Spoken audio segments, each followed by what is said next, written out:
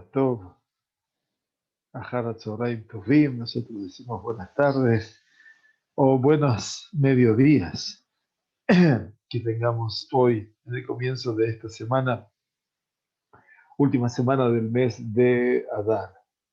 Y por cierto que los aires de Purim todavía siguen y nuestro estudio de Megillat Esther que se continúa también. El último de los temas que estábamos analizando, uno de los últimos temas, había sido analizar la personalidad de Mordejai a Yehudi. De una u otra manera, cuando Mordejai, en este caso al comienzo del capítulo 4, se anoticiaba de lo que Amán pergeniaba contra el pueblo judío, eventualmente, y a partir de allí, toda su manifestación frente a lo que fue el palacio real y de qué forma llamó la atención de lo que sería el cambio definitivo en la posición de Esther. Vimos entonces muchas de las aseveraciones rabínicas acerca de Mordejai que Isha y Yehudi.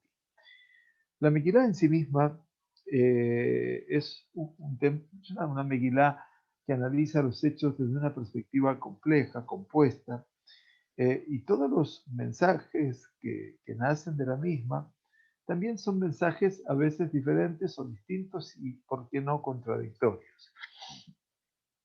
Digamos que la forma de comportarse de Mordejai y de Esther en el capítulo 2, que estudiamos acerca de cómo Esther es secuestrada y tomada a palacio y cómo Mordejai vela por su seguridad, de una u otra manera también se contradicen absolutamente con lo que pasa en el capítulo 3, cuando va a ser, Amán el que esté a cargo de todo ese movimiento antisemita en el escenario del rey Ahasverosh contra el pueblo judío en particular. Por un lado, nos dice el Rabbi Gadariel, es sensiblemente marcada la preocupación, verdaderamente toca a nuestro corazón, la preocupación que expresa Mordejai por Esther, cuando Mordejai todavía está merodeando la casa de las mujeres para saber cómo es que le iba a Esther, su sobrina o esposa. Sabemos bien que hay una relación un poco indefinida a ese nivel, pero obviamente ambos dos se someten de una u otra manera a todo el escenario del Galut, obviamente, y ese exilio, esa diáspora que ya los había encerrado. Eh, lo grave de la impureza, de, de todas las actitudes que en este momento se las pueden llamar detestables, que van complementando el palacio tan inmundo de Ahasverosh, y el hecho de que Esther se deba casar por decreto con un no judío, no la llevaron a Esther a rebelarse eh, en la orden misma del rey Ahasverosh. Quiere decir, en el momento que Esther se entera, no sabe cómo obrar, ¿no es cierto? Frente a todo esto, cuando Amán alcanza su poderío real, aparece Mordejai como un fanático que no sabe de conciliaciones. Quiere decir, Mordejai actúa casi agresivamente, se puede decir, está en el mismo lugar de siempre, parado en la puerta del palacio y se niega inveteradamente a arrodillarse, reverenciarse ante Amán, a pesar de que todo esto él sabía llegaría a los oídos de Amán y que habría de producir graves consecuencias. Por lo tanto, queda claro que tenemos que ver, entonces, ahora ya cerrando esta figura de Mordejai, tenemos que ver la figura de Mordejai de una manera también compuesta, y entonces, si podemos analizarla de esa perspectiva, entre lo pasivo y lo activo, entre lo indiferente a lo profundamente identificado, obviamente vamos a tratar de esa manera de entender cómo la estirá, lo contradictorio que hay en todo esto, se puede eventualmente superar. Ante todo, dice, no es que hubo una, eh, una modificación eh, eh, en ese sentido extrema en el camino de Mordejai. A pesar de que el capítulo 2 nos lo muestra sumamente interiorizado en los destinos del palacio, y el capítulo 3 nos muestra a un Mordejai que está permanentemente ahora consternado por Amán y por todo lo que eso sobreviene, nosotros, dice el Rab Ariel, no sentimos que se haya producido un cambio tan manifiesto en la vida o en el camino de Mordejai, y se entiende que era un líder nacional también antes del decreto de Amán.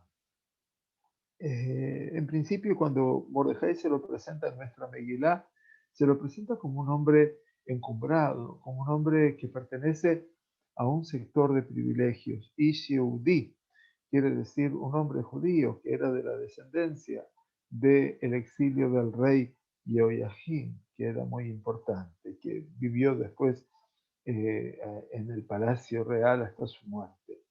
Y al principio era Mordejai un dirigente reconocido del pueblo también en el comienzo de la época persa, y uno de sus líderes, obviamente en el momento de la crisis, que prácticamente su liderazgo se recibe o se manifiesta en forma natural. Eh, los jajamín, es importante que a veces tengamos esta noción de los hechos, identificar una Mordejai de la Megilá con Mordejai Balshan, que es Mordejai Bilshan, perdón, que está en la lista del libro de Ezra, que está en la lista del libro de Ezra, entre los Olim de Persia hacia la tierra de Israel en Shivat Zion.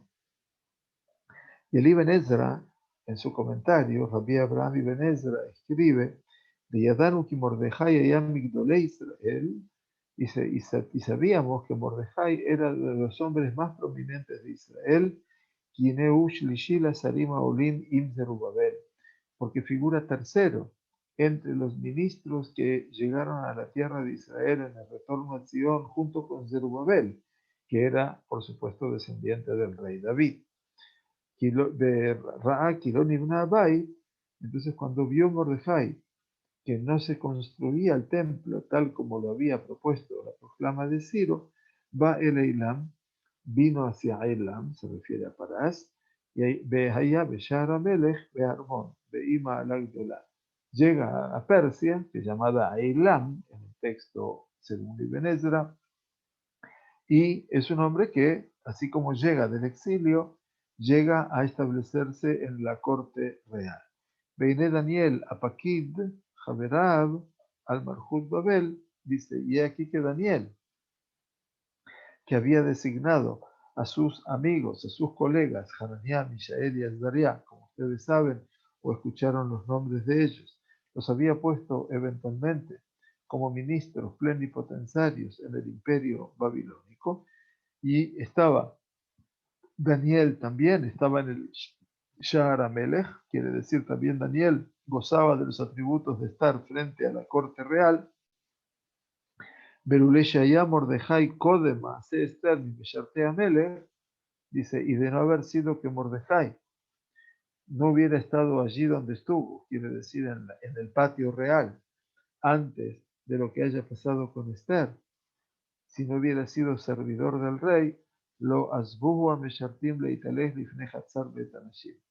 Entonces no lo hubieran dejado andar por el patio donde estaban las mujeres que se sumaban a la corte de Ahasverosh. Entonces es importante que Mordejai gozaba, obviamente, de un privilegio. Los cambios en la conducta de Mordejai nacen eventualmente a partir de esas diferentes experiencias y pruebas a las cuales fue sometido. Cuando Esther es tomada compulsivamente al palacio de Hashverosh, Mordejai le ordena a Esther tratar de preservar su singularidad y no prestar colaboración alguna en forma activa, sino en forma pasiva solamente.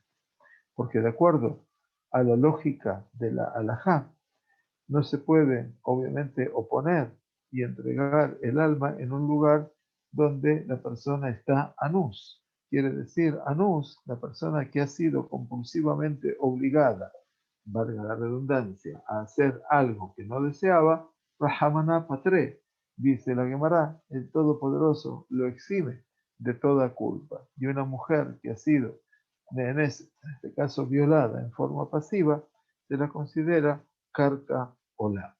Karka Olam significa una tierra, como si fuera el abono de una tierra. Ahora bien, eh, eh, lo más importante es que Esther, obviamente, si estaba casada con Mordejai, en este caso era como cometer adulterio en este caso, pero en este caso también existía la compulsión, porque no tenían libertad de poder elegir con quién mantenerse en pureza. Por eso dice que eh, los jajamín están aquellos que acentuaron y remarcaron el fanatismo de Mordejai y crearon aquí un problema bastante grave, importante, porque aparece Mordejai y Esther en una situación realmente compleja. Muy bien, bueno, pero no vamos a avanzar en esta relación que ya la hemos analizado y vamos a volver después sobre ella. Solamente cuando Amán asciende al poder, Mordejai es cuando pide guardar más que nada su particularidad, cuando quiere asumir su particularidad en forma pasiva y no manifiesta una negación absoluta sobre el cargo de Amán. Mordejai lo ihrabe, lo ishtajabe, pero no hace una demostración pública, simplemente Mordejai se mantiene distante. Quiere decir, la Megilá en sí se ocupa también de comunicarnos la conducta de Mordejai diciéndonos nada más que Mordejai no se arrodillaba ni se reverenciaba.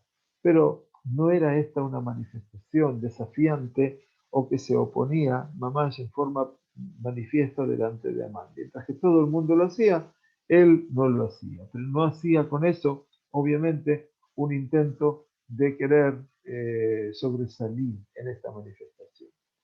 Por lo tanto, cuando le preguntan los esclavos del rey por qué hacía todo esto, no les respondía, no les respondía, no les respondía, en realidad no era esto provocarlos a ellos, sino que Mordejai no quería darle trascendencia y no quería sobresalir precisamente por ese ámbito, por ese aspecto.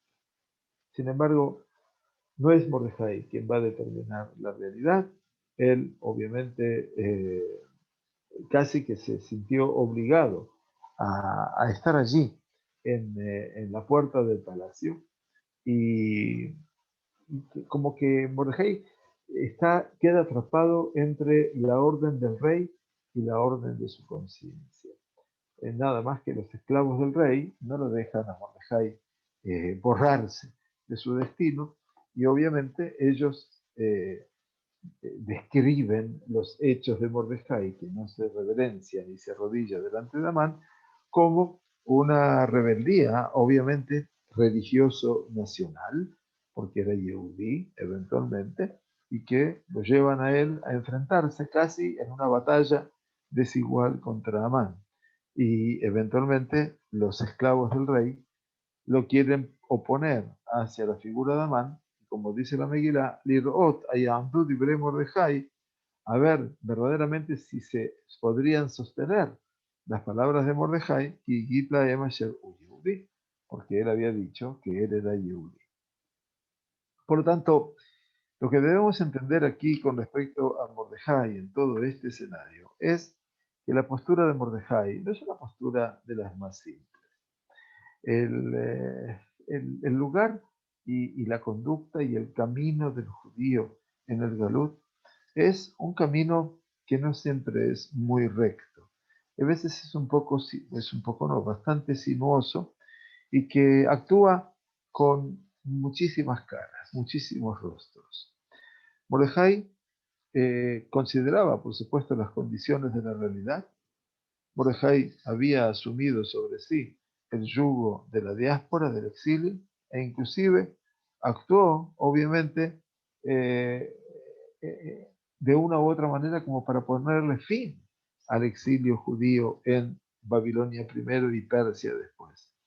Él sabía que el pueblo de Israel no puede ser dueño de su propio destino mientras habita en el Galut y por lo tanto no era tampoco su función poder corregir a todo el mundo y diseñarlo de acuerdo a su voluntad. Mordejai, por lo tanto, no intentó purificar al mundo de las impurezas de la idolatría, porque sabía que tanto Shushan, la ciudad capital donde vivía, y Ahasverosh habrían de quedar, aún después de la Megilá, después de los hechos de la Megilá, por supuesto, tal como ellos eran. Obviamente, nada habría de cambiar. Entonces, la pregunta que nos hacíamos precisamente ante la llegada inminente de Purim y lo que estudiábamos en el día de capacitación que hicimos con nuestro Ulpan Giur aquí en Ranana, el día martes previo a la celebración de Purim, era qué es lo que llevó a Mordejai a cambiar de actitud. ¿Qué es lo que lo llevó a él a de repente dejar de ser quien era para pasar a asumir un rol completamente diferente? Entonces, las especulaciones sobre esta realidad es que es posible que el cambio radical en el método de Mordejai, ahora con respecto al reinado, nos enseña a nosotros sobre una, una situación interior de él que pasó dentro de su alma, de su espíritu, y en la figura de Mordejai en sí mismo. La generación de Mordejai es la generación del principio de la asimilación. A pesar de la proclama de Koresh, de Ciro, y de lo que se llamó Shivat Zion, un movimiento histórico único en el seno del pueblo judío llamado el retorno de los judíos a Zion, que tiene lugar al principio del imperio persa, los judíos permanecieron en Babel y en Persia después, primero Babel y luego la Persia que ocupó Babel, y se fueron sumando a la vida activa del imperio y por supuesto del gobierno. Modificaron sus nombres y se acercaron cada vez más a las naciones de ese mundo hasta el punto en el cual los límites se empezaron a borrar. Quiere decir, ya era difícil diferenciar totalmente a un judío de un no judío. Es posible que Mordejai, nos dice Rab Ariel, basado en las fuentes rabínicas y del Midrash, es posible que Mordejai no fue muy diferente a todos los congéneres, a toda su generación. E inclusive también él participó de este proceso de asimilación. O sea que también Mordejai puede ser parte de este proceso. Bien, entonces todo esto no es nuevo para nosotros, también lo hemos estudiado eventualmente con las fuentes del pueblo judío, como por ejemplo el mismo Moshe Rabbeinu, que vive toda su infancia y su adolescencia y su adultez en el Palacio Real. Es más, cuando las mujeres, las hijas de Itro, le dicen a su padre que volvieron más temprano que nunca porque un hombre egipcio las liberó, Moshe Rabbeinu no dio a conocer su verdadera identidad en ese momento. Entonces, de una u otra manera,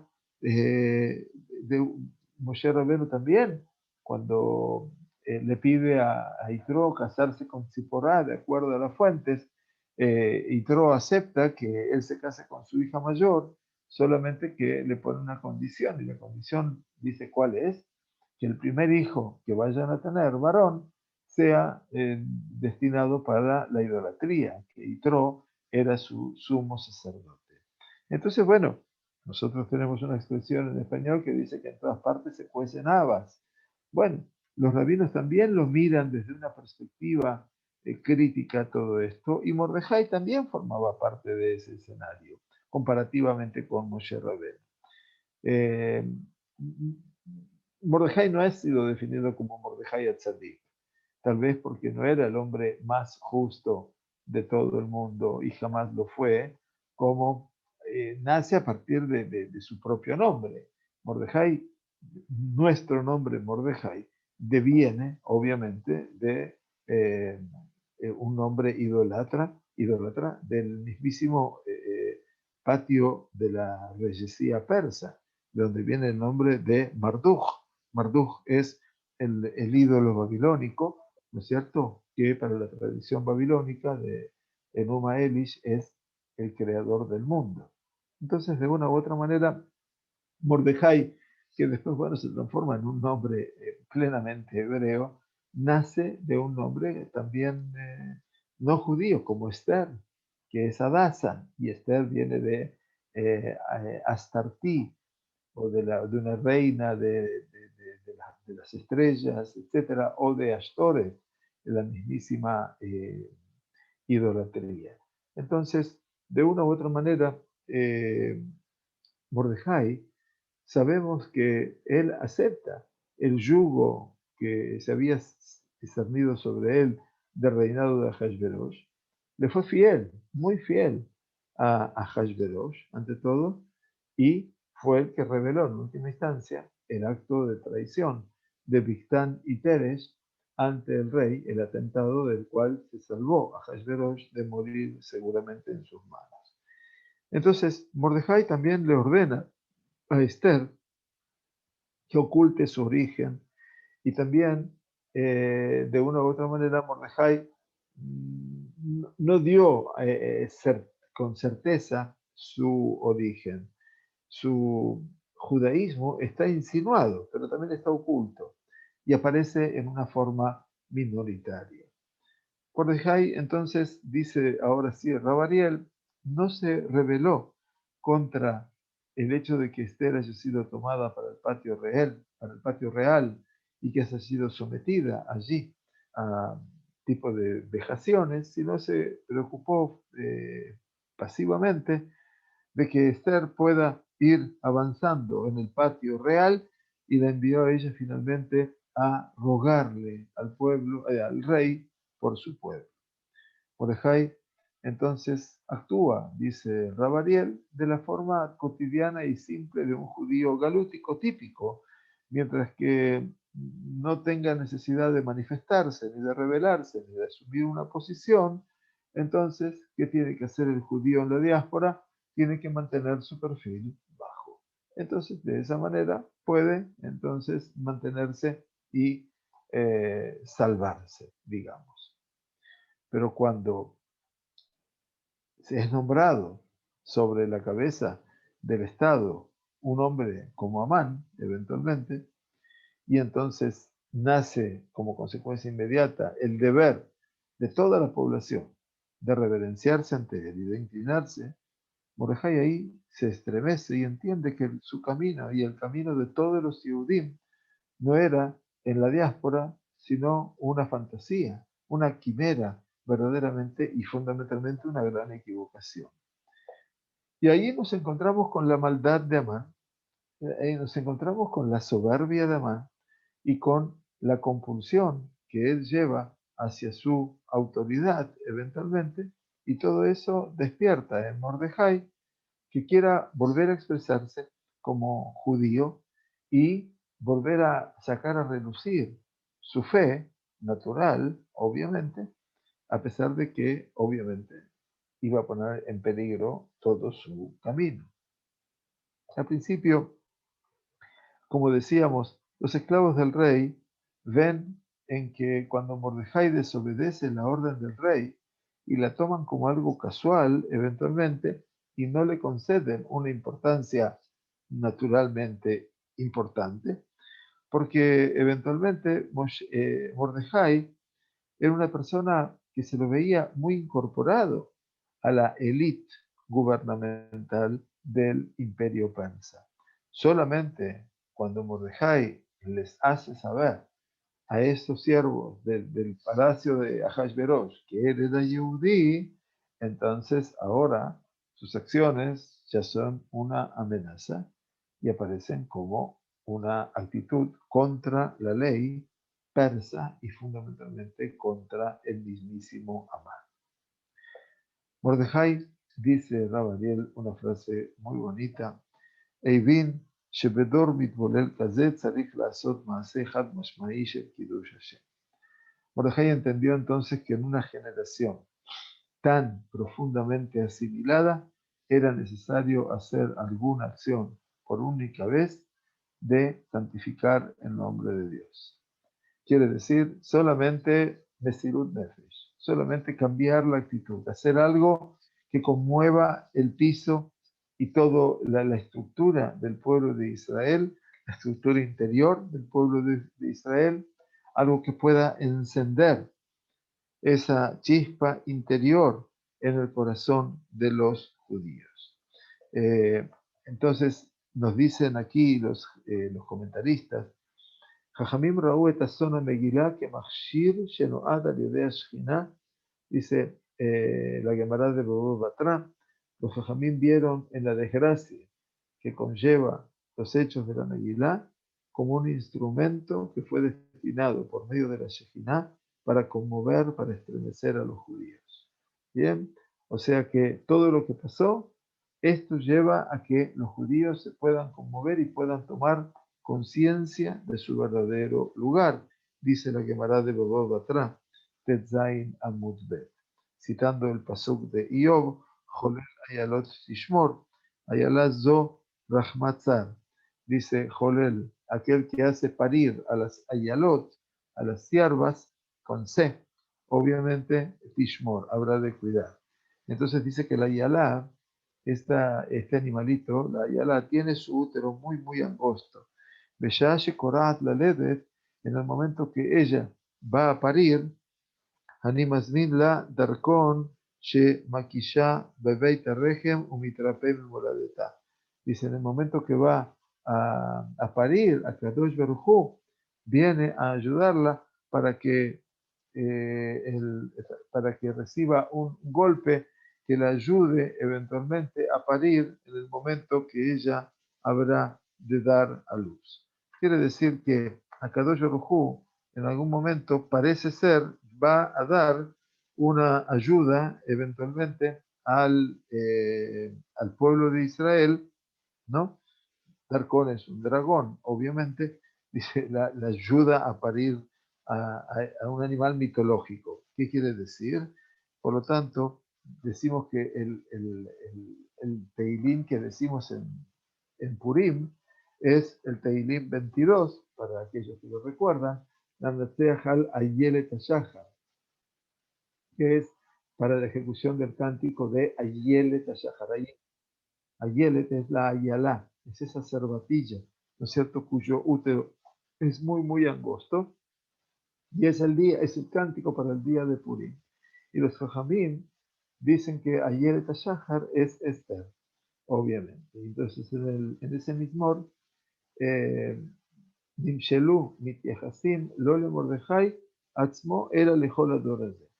Entonces, el mismo no habla solamente de Mordejai, sino que habla fundamentalmente de toda esa generación, de todo el pueblo de Israel, que tiene un gran potencial, que tiene un pueblo judío que tenía todas las condiciones para volver a ser una generación de gente singular. Y sin embargo, Hashem tenía problemas en su gestación. Entonces tiene dificultades en poder sacar a la acción y traer a la realidad de nuestro mundo su verdadera realidad. Y por eso viene a Kadosh Baruj Hu, le manda un dragón de fuego y entonces lo hace parir, eventualmente lo hace nacer a partir de esos Heble Leidá, ¿no es cierto? A partir de esos dolores de parto, eventualmente, y que lo van a llevar al pueblo judío a tomar conciencia, y en la época de Ahasverosh a recibir nuevamente la Torá como estudiantes.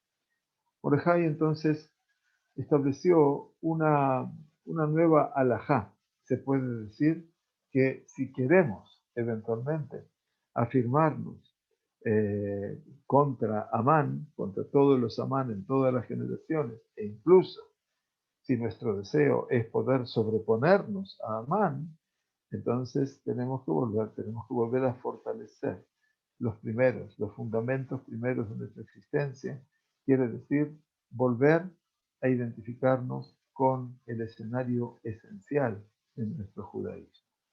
Por lo tanto, la confrontación esta con Amán es una confrontación que no empieza en el marco exterior, eso será al final, sino primero en el plano interior, cómo poder fortalecerse interiormente, ¿no es cierto?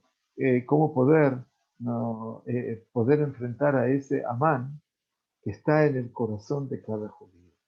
Quiere decir aquello que lo hace rebelarse a ese judío contra su propia esencia.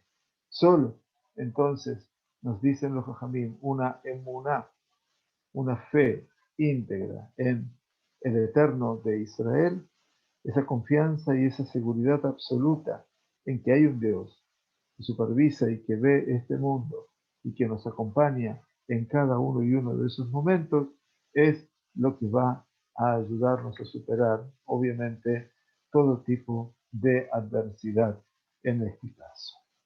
Bueno, todo esto es lo que pasa con Mordejai, obviamente, y lo que nos lleva a nosotros a poder encontrar también un paralelo en otro momento, seguramente, de Mordejai y los restantes personajes de la época. Uno es el profeta Daniel, por supuesto, y el otro es uno de los líderes más trascendentes de la época de Shivat Zion en el plano de Eretz Israel, como fue Nehemías, el que actuó junto a Ezra.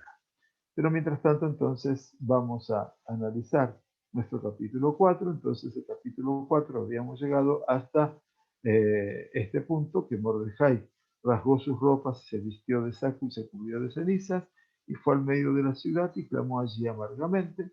Vino entonces hasta el Sha'ar HaMelech, la puerta del rey, que era habitual para él llegar a ese lugar, porque nadie podía traspasar la puerta del rey vestido en esta forma.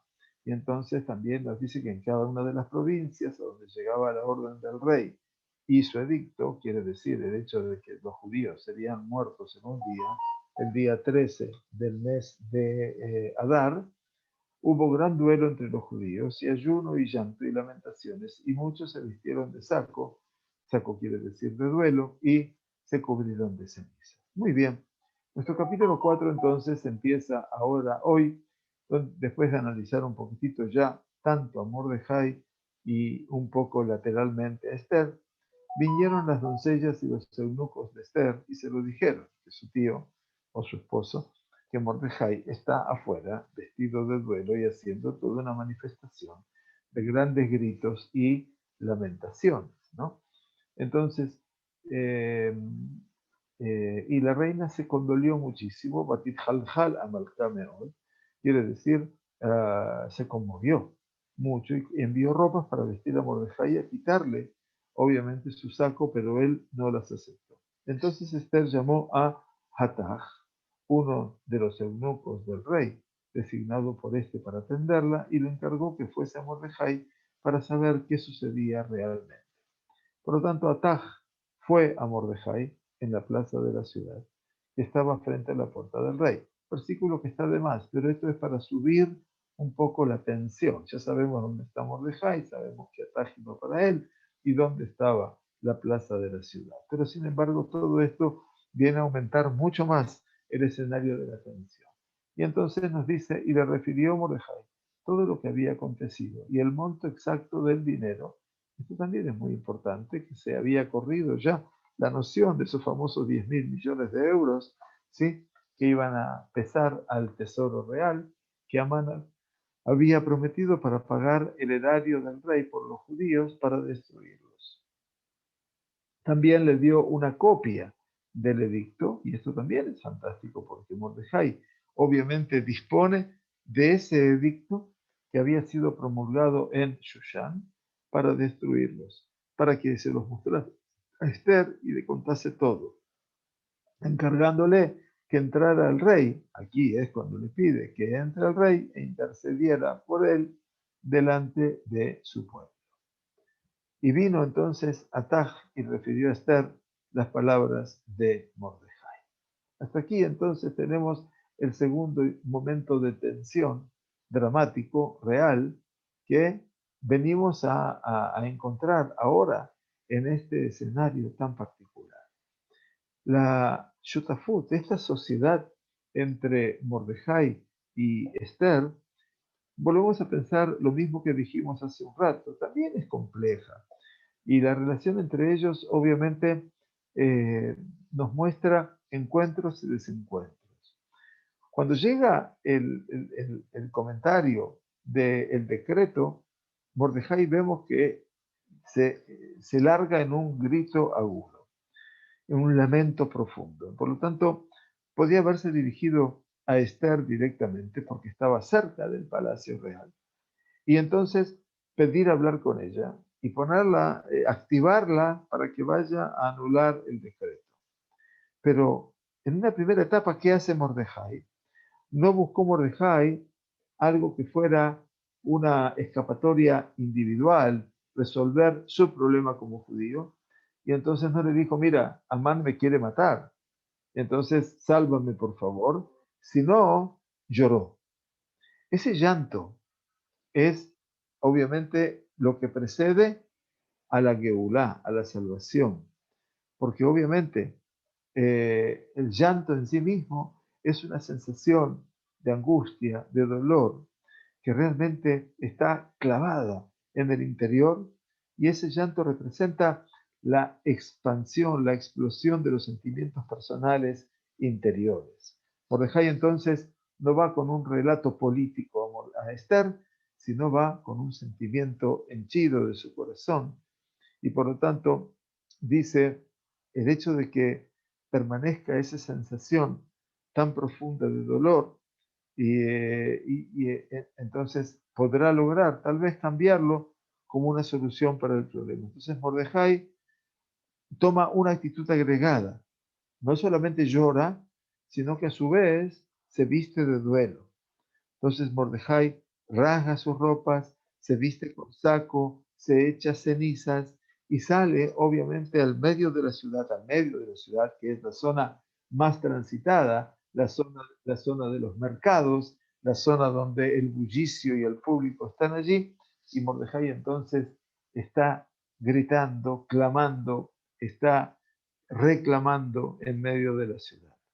No solamente se trata de dolor y de duelo, sino también este llanto público tiene una función también pública, y por medio de él intenta Mordejai llamar la atención de quién, claro, de los propios judíos.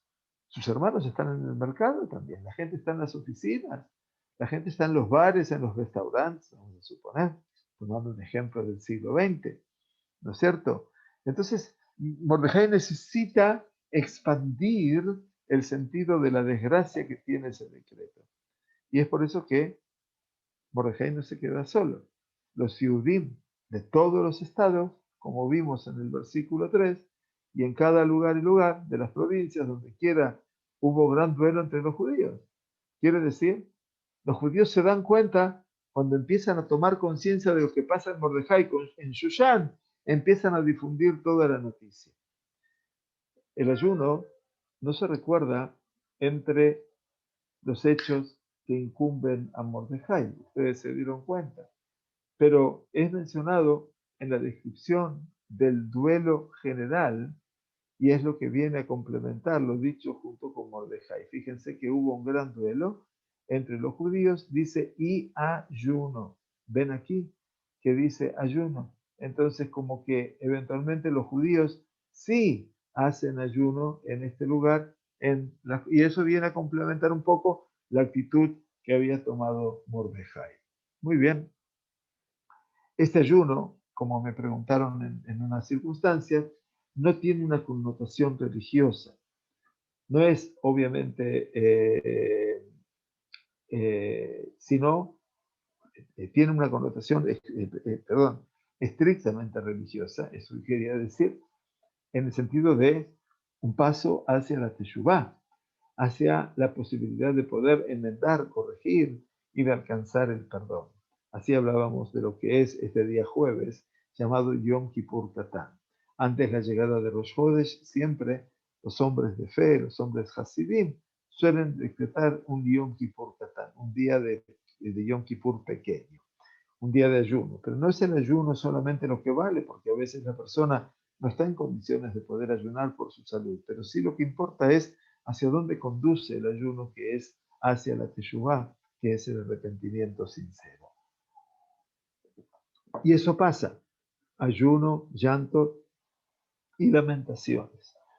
Muy bien, por lo tanto que Mordejai no está llorando solo, sino obviamente se dirige al cielo en su llanto, y entonces a partir de allí Mordejai también eleva su plegaria, ¿no es cierto? Mordejai no buscó caminos para transmitirle a Esther su conocimiento y no le envió a ella absolutamente nada, pero sí, obviamente, se dirigió hacia la puerta del palacio. Como imaginábamos entonces, Mordejai también pensaba que esperaba que las doncellas de la reina Esther y todos sus eunucos, todos sus secretarios, pudieran sentir que Mordejai estaba aquí, y como verdaderamente pasó, y las cosas obviamente llegarían en forma directa, ¿no?, a los oídos de Esther y las llegarían a alterar. Por lo tanto, vieron que pidieron las doncellas y los eunucos de Esther y se lo dijeron. Son ellos los transmisores de este escenario, y Mordejai logra su objetivo. Él no abre la boca, solamente grita, llora, clama, y a partir de allí los demás hacen su tarea. Bien, cuando Esther se dirige a Mordejai para saber lo que había pasado, se da cuenta entonces que Mordejai estaba preparado no solamente para una tefilá, sino que Mordejai también tenía organizado un plan de salvataje, donde ese plan de salvataje tenía que ver con que ella actuase eventualmente directamente. Entonces le pidió, ¿no es cierto?, encargándole que entrara al rey, que intercediera ante él por su pueblo. O sea, Mordejai ya había pensado cuál era la solución para ese entonces. Por eso tenemos que decir, dice el Rab Ariel, vuelvo a él, que la conducta de Mordejai y Esther en los momentos realmente de desgracia eh, es extrema eventualmente, y también despierta cierto asombro. Ellos actúan, pero en direcciones completamente opuestas. Las reacciones de Mordejai parecen ser que fueran realmente exageradas.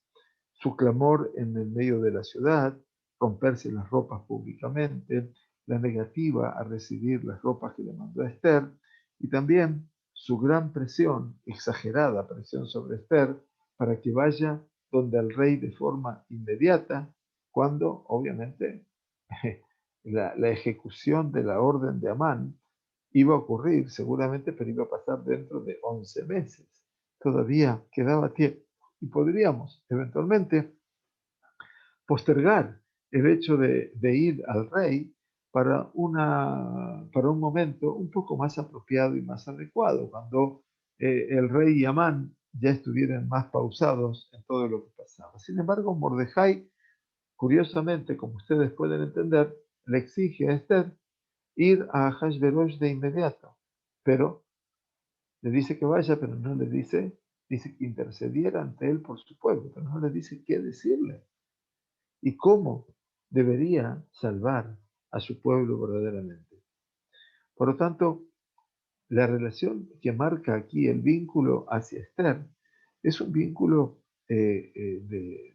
muy duro, muy casi ordinario.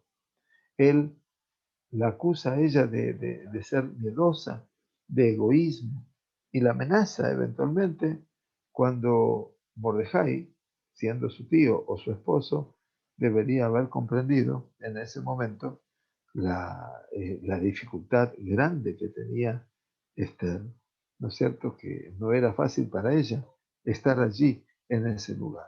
Entonces, los Jajamim dice,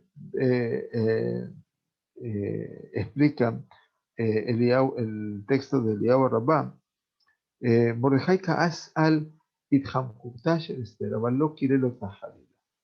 Mordejai se enojó mucho, porque Esther se había como borrado de su responsabilidad, pero jamás la maldijo, porque él mismo estaría incluido en esa maldición.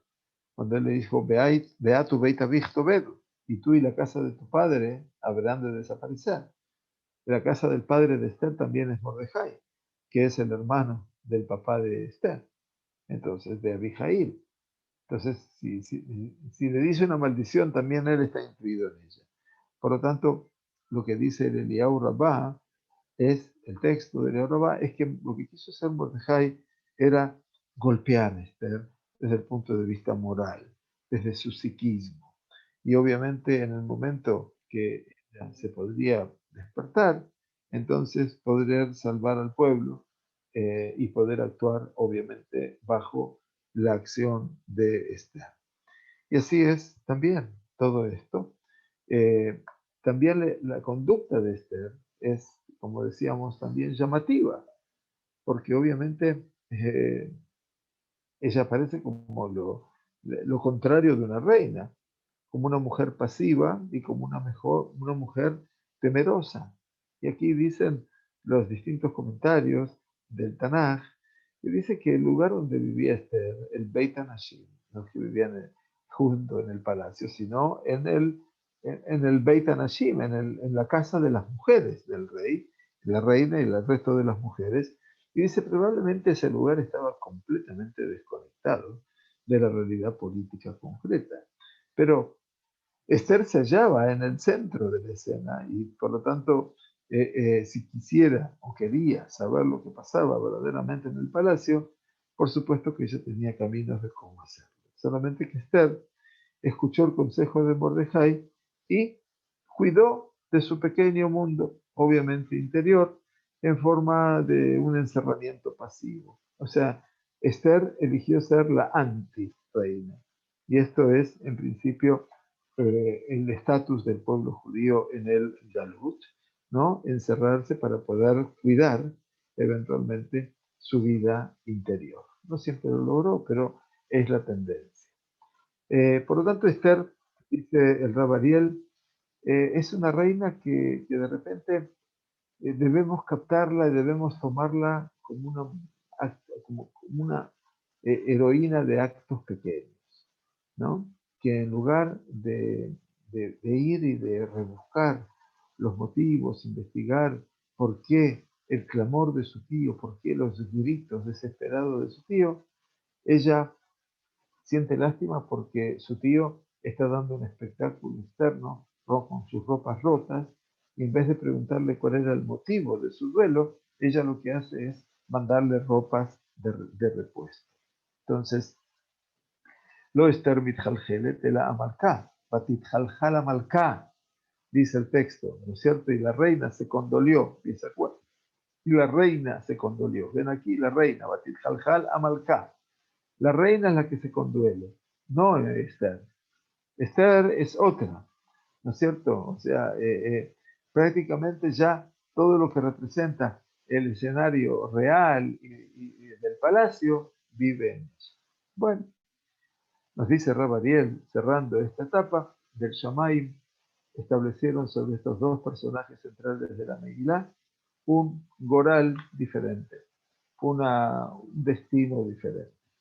Las imágenes, las figuras de Mordejai y Esther marcan dos acciones de dos niveles de acción completamente opuestos. La relación entre Mordejai y Esther y entre sus diferentes métodos era un tema que viene obviamente analizado a lo largo de toda la Megilá, y su gran examen fue poder guardar la unidad de la acción en el momento de la crisis. Así es entonces cuando su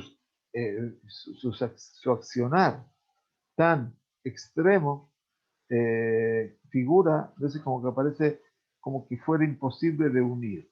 Esther entonces actúa de toda una manera de oculta, de mistorín, de misterio, mientras que Mordejai está expuesto, cuando su identidad es conocida y clara para todos, y obviamente todos sus caminos son manifiestos y muy, muy claros. Por lo tanto, Mordejai dice que actúa muy parecido a Daniel y a Hananiah, Mishael y Azariah, aquellos otros que en el imperio babilónico dieron a saber primariamente su condición judía y que eran observantes de las mitzvot, y ellos estuvieron dispuestos a sacrificarse por amor a Dios, por la santificación del nombre de Dios. Sobre Esther, frente a todo esto, no existe Sipurei Mitzvot, no hay un relato de Mitzvot, no está contado cómo ella vivía como judía en el palacio del rey. Entonces no sabemos.